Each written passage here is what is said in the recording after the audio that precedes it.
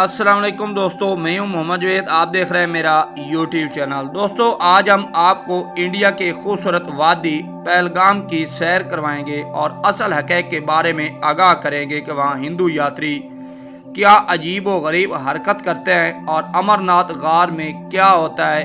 ये गार हिंदुओं के लिए क्यों मुक़द्दस है, ये लोग वहाँ ज़िंदगी कैसे बसर करते हैं और पाकिस्तान इंडिया का तनाज़ा क्यों है, दोनों मुल्कों में जंग क्यों होती है, ये इलाका इतना खूबसूरत होने की वजह से यहाँ लोग पिकनिक पर क्यों आते हैं, इस सारी हकीकत से आगाह करेंगे। अगर आप न्यू आ रहे हैं तो हमारे चैनल को ज़रूर सब्सक्राइब लाइक करें ताकि हम मोटिवेट होते हैं, मज़ीद अच्छी वीडियो बनाते हैं।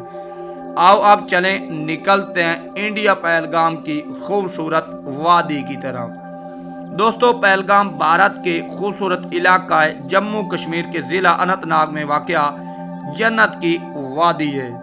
यहाँ एक खूबसूरत पहाड़ी सिलसिला है जो अपनी खूबसूरती, दरियाओं, चरगाहों और मजहबी अहमियत की वजह से पूरी दुनिया में मशहूर है। दोस्तों, पहलगाम का मतलब चरवाहों का गांव। फारसी कश्मीरी में पहला का मतलब चरवाहा और गाम का मतलब गांव। कदीम ज़माने में ये इलाका चरवाहों की रिहाइशगाह रहा है जो गर्मियों में अपने मवेशियों को चरगाहों में ले जाते थे, क्योंकि ये इलाका सरसब्ज होने की वजह से बड़ी अहमियत का हामिल था। पहलगाम एक कदीम बस्ती है जिसका जिक्र कदीम हिंदू रिवायात में भी मिलता है। ये इलाका तारीखी तौर पर हिंदू, मुस्लिम और बौद्ध मत सकाफतों के ज़ेर असर रहा है। पहलगाम अमरनाथ यात्रा यानी हिंदू यात्रियों के लिए अहम मजहबी जगह और अहम मकामात समझा जाता है।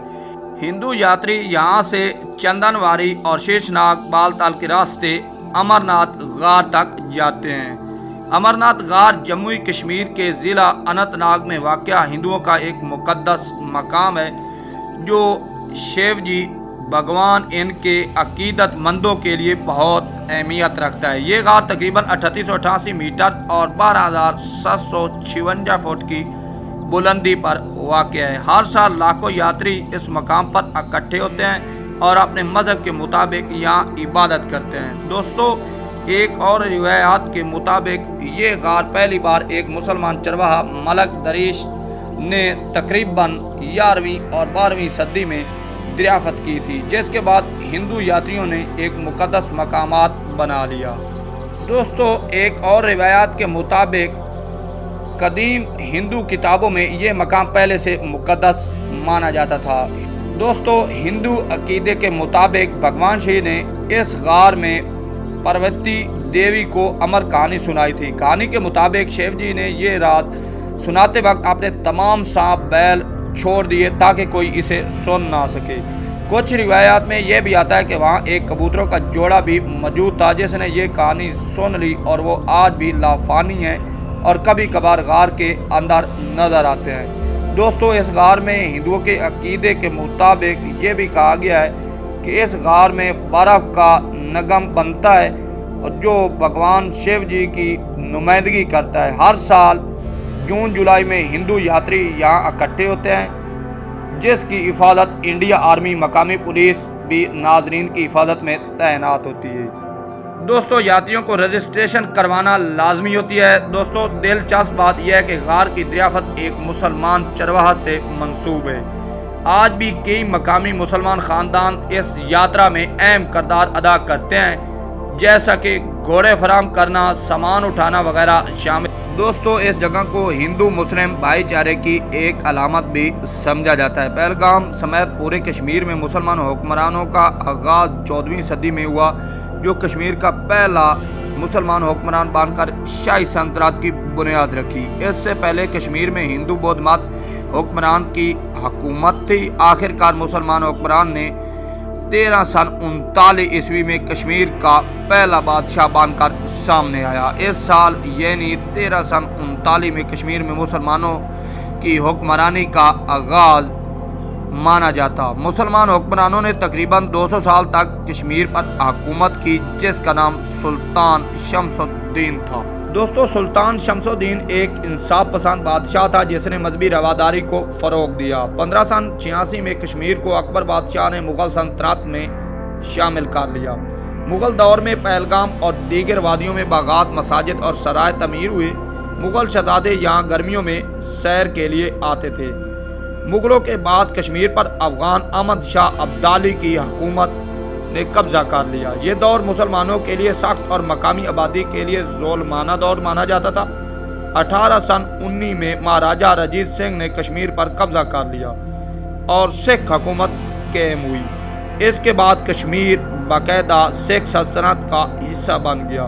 सिखों ने कश्मीर में 27 साल हुकूमत की। इस दौर में इंतज़ामिया ढांचा लाहौर से चलाया जाता था। गवर्नर कश्मीर भेजे जाते थे। सिख हुकूमत ने सख्त टैक्स, मजहबी पाबंदियाँ और नज़म व ज़ब्त का निज़ाम नाफिज किया। सिखों ने मुसलमानों पर जुल्म की इंतहा कर दी। इस दौर में मुसलमानों पर अजान देने पर पाबंदी थी। मसाजिद और मदारिस की निगरानी हुआ करती थी। मजहबी आज़ादी महदूद थी और बाज़ तारीख़ी रिवायत के मुताबिक कुछ मसाजिद को बंद किया गया। मुसलमानों पर जुल्म के पहाड़ गिराए गए। किसी ने भी आवाज़ बुलंद ना की। राजा रंजीत सिंह ने मुसलमानों के खून की नदियाँ बहा दी। 1846 में पहली सिख जंग हुई जिसमें सिखों की सल्तनत कमज़ोर हो गई। मुआहदा लाहौर और मुआहदा अमृतसर के तहत अंग्रेज़ ने कश्मीर को महाराजा गुलाब सिंह को 75 लाख नानक शाही रुपयों में बेच दिया। यूं ही कश्मीर डोगरा राज में दाखिल हो गया जो 1947 तक कायम रहा। दोस्तों, ये कश्मीर के इलाके मुसलमानों के ज़ेरे असर थे।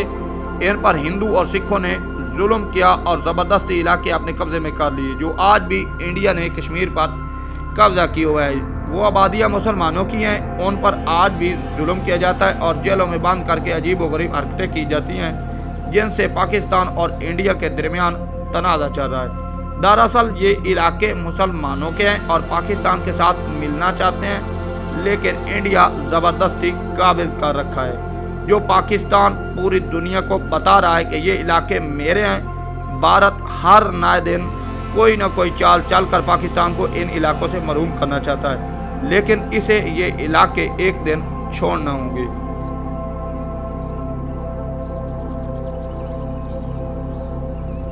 दोस्तों, अगर ये हमारी छोटी सी डॉक्यूमेंट्री आपको पसंद आई होगी तो ज़रूर हमारे चैनल को लाइक करें, सब्सक्राइब करें। नेक्स्ट वीडियो लेकर हाजिर होंगे। तब तक के लिए अल्लाह हाफिज़, अल्लाह निगहबान।